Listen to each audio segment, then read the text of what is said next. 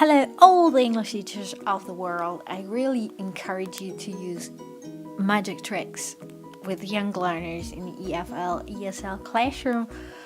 That is, get a magic trick and make your learners perform the magic trick.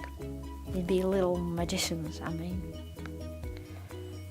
Why would you do that, you might ask? Because it's, first of all, fun and motivating and really engaging. Real life is not all fun, like this kind of activity is not all fun, but really beneficial. It develops small motor skills, obviously, in brain-hand coordination. It develops cognitive skills, as during this activity, little guys have to think really hard. They set up hypotheses, test them, reject them, and so on. I think it will enhance self-awareness. Mind you, they just watch themselves in the computer screen, through the web, through any kind of camera, or in the mirror. Also, it will help them develop perseverance, just like any sport activity where there's some kind of goal to reach. Like here, they want to perform that magic trick so hard that they tend not to give up too early, and it will work their creativity as well. As sometimes I've got to figure out stories, and they come to points where there are problems which should be solved pretty creatively.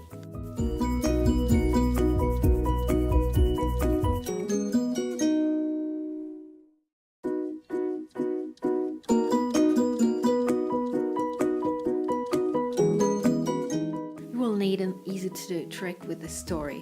Where can you find this trick? Online. There are lots of YouTube videos with magic tricks revealed. Lots of people give away magic tricks, magicians as well as ordinary people, little kids.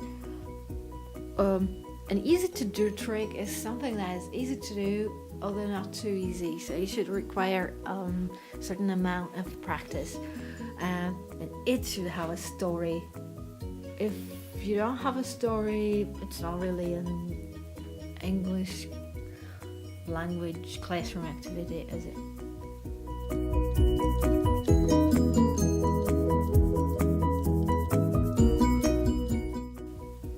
Once you've got the trick and the story, you've got to present it to your student yourself.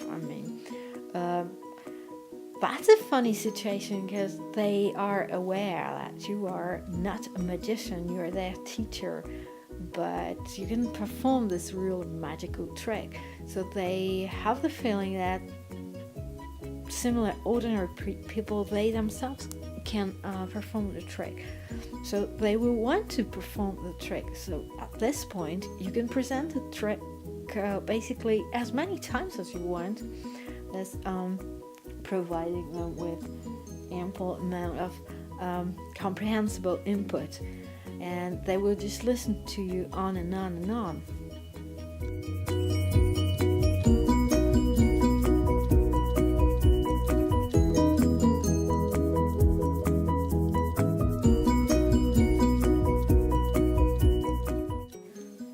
Now at this point, they just are dying of curiosity how the trick is performed. So there's a space between presenting the trick and revealing the trick, because of course you tell them that you will later on reveal how the trick's done.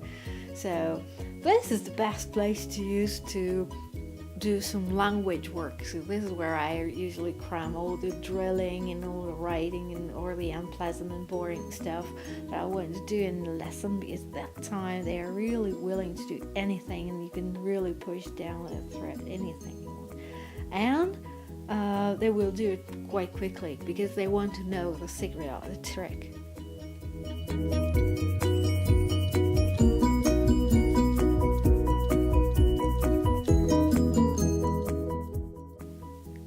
Now you can reveal the trick. What I usually do is I show them the YouTube video or any kind of online video where someone reveals the trick. This is good because you can expose them to some authentic listening, and no problem if the level is too high. These guys usually show what they are doing, so the pictures support what they hear. And you yourself can explain the trick as well, of course in English.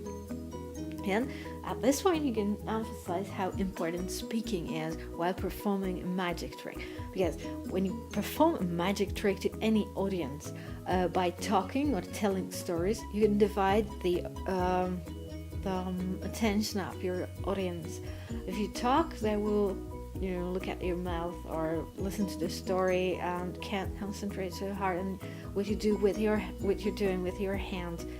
And if you can explain it to your students, they will understand it and they really will want to speak.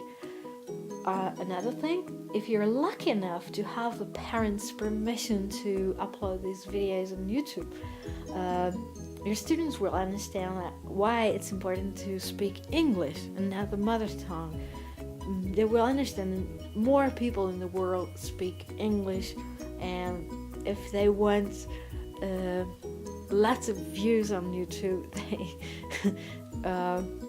they'd better speak English, and they really want to speak English. Can you link them to the English-speaking world and provide authentic content?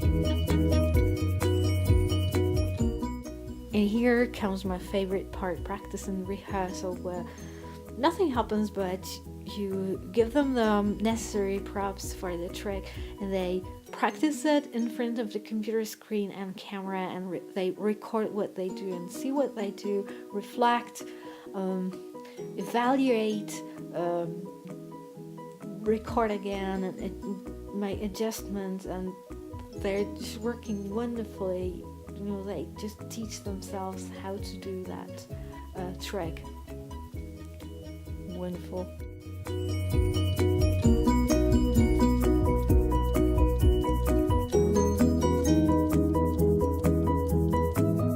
Another favorite part of mine is performance.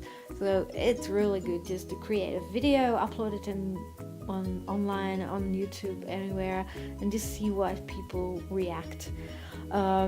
Kids will want to perform the trick right away to everyone, all the family members, just anyone they meet, and of course they will want to perform it in the mother tongue, because for them the important part is the trick and not the language. You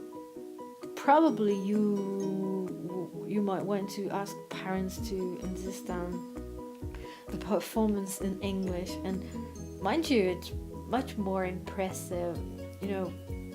Parents like it when their kids perform any nursery rhyme or sing a song or tell a story, anything. But it's much more fun to see them perform a magic trick in English. So that's why I recommend that all the English teachers in the whole world should use magic tricks in the classroom all the time.